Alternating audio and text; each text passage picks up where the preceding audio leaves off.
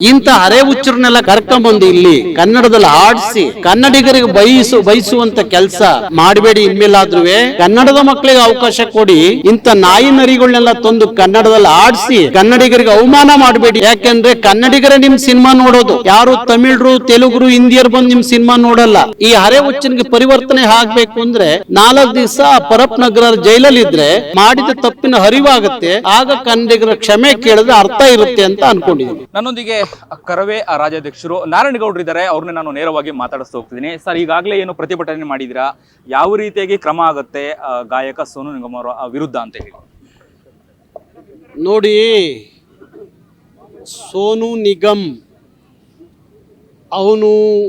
ಅವನ ಹೇಳಿಕೆ, ಅವನ ಮಾತು, ಅವನ ವರ್ತನೆ ನೋಡಿದಾಗ ಯಾವ ಕನ್ನಡಿಗರನ್ನ ಭಯೋತ್ಪಾದಕರು ಅನ್ನೋ ರೀತಿಯಲ್ಲಿ ಬಿಂಬಿಸ್ತಾನಲ್ಲ, ಅವನಿಗೆ ಕನ್ನಡ ಆಡಿ ಅಂತ ಕೇಳಿದ್ದೇ ಮಹಾ ತಪ್ಪು ಅನ್ನೋ ರೀತಿಯಲ್ಲಿ ಅದನ್ನು ಕಾಶ್ಮೀರದ ಘಟನೆಗೆ ಲಿಂಕ್ ಮಾಡಿ ಮಾತಾಡೋದಿದೆಯಲ್ಲ, ಕನ್ನಡಿಗರನ್ನು ಅವಮಾನ ಮಾಡೋದಿದೆಯಲ್ಲ, ಕೆರಳಿಸೋದಿದೆಯಲ್ಲ, ಅಂಥ ಸಾಂಸ್ಕೃತಿಕ ಭಯೋತ್ಪಾದಕನಿಗೆ ಕರವೇ ಸರಿಯಾದ ಪಾಠ ಕಲಿಸುತ್ತೆ.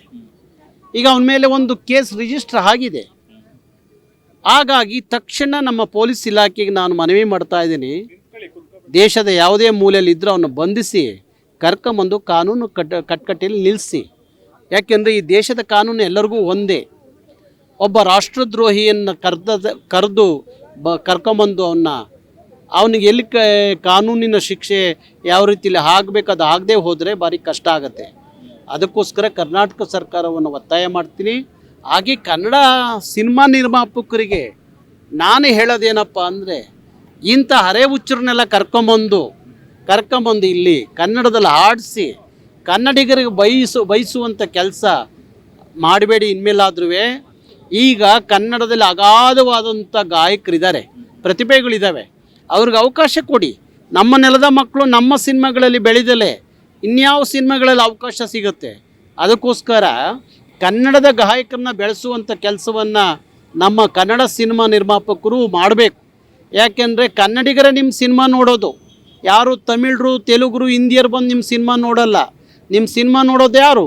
ಕನ್ನಡಿಗರು. ಆಗಿರುವಾಗ ಕನ್ನಡದ ಮಕ್ಕಳಿಗೆ ಅವಕಾಶ ಕೊಡಿ. ಇಂಥ ನಾಯಿ ನರಿಗಳನ್ನೆಲ್ಲ ತಂದು ಕನ್ನಡದಲ್ಲಿ ಆಡಿಸಿ ಕನ್ನಡಿಗರಿಗೆ ಅವಮಾನ ಮಾಡಬೇಡಿ ಅಂತ ಹೇಳಿ ನಾನು ವಿನಂತಿ ಮಾಡ್ಕೊತೀನಿ.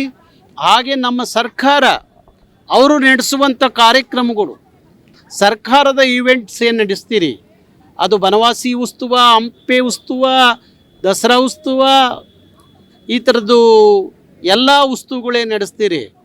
ಪರಕೀಯರನ್ನ ಕರ್ತೊಂದು ಇಲ್ಲಿ ಕೋಟಿ ಹಣ ಕೊಟ್ಟು ಆಡಿಸೋದು ಬದಲಿಗೆ ಅದೇ ನಮ್ಮ ಹಣವನ್ನು ನಮ್ಮ ಮಕ್ಕಳಿಗೆ ಕೊಟ್ಟು ಅವ್ರನ್ನ ಬೆಳೆಸುವಂಥ ಕೆಲಸ ಕರ್ನಾಟಕ ಸರ್ಕಾರದಿಂದ ಮುಂದೆ ಆಗಬೇಕು. ಇಲ್ಲದೆ ಹೋದರೆ ನೀವು ನಡೆಸುವಂಥ ಎಲ್ಲ ಈವೆಂಟ್ಸ್ಗಳಲ್ಲಿ ನುಗ್ಗಿ ಕರವೇ ಕಾರ್ಯಕರ್ತರು ಸರಿಯಾದ ಪಾಠ ಕಲಿಸ್ತಾರೆ.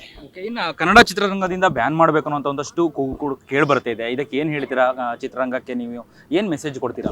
ಚಿತ್ರರಂಗಕ್ಕೆ ಕನ್ನಡದ ನೈಜವಾದ ಕಾಳಜಿ ಕಳಕಳಿ ಇರೋದಾದರೆ ನೀವು ತಕ್ಷಣ ಕನ್ನಡ ನಿರ್ಮಾಪಕರಿಗೆ ಎಲ್ಲರನ್ನೂ ಕರೆದು ಮಾತಾಡಿ ಅವ್ರಿಗೊಂದು ನೋಟಿಸ್ ಕೊಡಬೇಕು.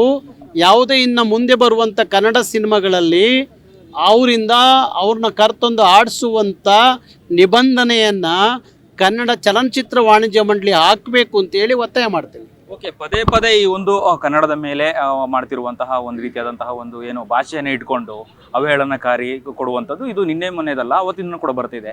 ಖಡಕ್ಕಾಗಿ ಈ ರೀತಿಯಾದಂತಹ ಒಂದು ಹೇಳಿಕೆ ಕೊಡೋದ್ರ ವಿರುದ್ಧ ಯಾವ ರೀತಿಯಾಗಿ ಕ್ರಮ ತೆಗೆದುಕೊಳ್ಬೇಕು ಅಂತೇಳಿ ಹೇಳ್ತೀರಾ ಸರ್ಕಾರಕ್ಕೆ?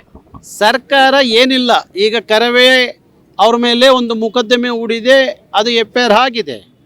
ಯಾವ ಮುಲಾಜು ಕೊಡದಲ್ಲಿ ಕಾನೂನುಬದ್ಧವಾದಂಥ ನಿಮ್ಮ ಕೆಲಸ ಏನು ಅಂದರೆ ನಿಮ್ಮ ಪೊಲೀಸ್ದವ್ರಿಗೆ ಹೇಳಿ ಅವನಿಗೆ ಅರೆಸ್ಟ್ ಮಾಡಿ ಬಂಧಿಸಿ ಕರ್ಕೊಂಬಂದು ಕೋರ್ಟ್ ಕಟ್ಕಟ್ಟಿಯಲ್ಲಿ ನಿಲ್ಲಿಸಿ 4 ದಿವಸ ಬೆಂಗಳೂರು ಜೈಲಿಗೆ ಕಳಿಸಿರೆ, ಬೆಂಗಳೂರು ಜೈಲು ಅಂದರೆ ಅದು ಮಾನವ ಪರಿವರ್ತನಾ ಕೇಂದ್ರ. ಈ ಹರೆ ಹುಚ್ಚನಿಗೆ ಪರಿವರ್ತನೆ ಆಗಬೇಕು ಅಂದರೆ 4 ದಿವಸ ಪರಪ್ ನಗರ ಜೈಲಲ್ಲಿದ್ದರೆ ಪರಿವರ್ತನೆ ಆಗತ್ತೆ, ಮಾಡಿದ ತಪ್ಪಿನ ಅರಿವಾಗುತ್ತೆ. ಆಗ ಕನ್ನಡಿಗರ ಕ್ಷಮೆ ಕೇಳಿದ್ರೆ ಅರ್ಥ ಇರುತ್ತೆ ಅಂತ ಅನ್ಕೊಂಡಿದ್ದೀನಿ. ಓಕೆ, ಇದಿಷ್ಟು ನಾರಾಯಣಗೌಡರು ಮಾತಾಗಿತ್ತು. ಕ್ಯಾಮ್ರಾ ಪರ್ಸನ್ ಉಲ್ಲಾಸ್ ಜೊತೆ ಅಭಿಜಿತ್ ಗಣೇಶ್, ಕರ್ನಾಟಕ ಟಿವಿ, ಬೆಂಗಳೂರು.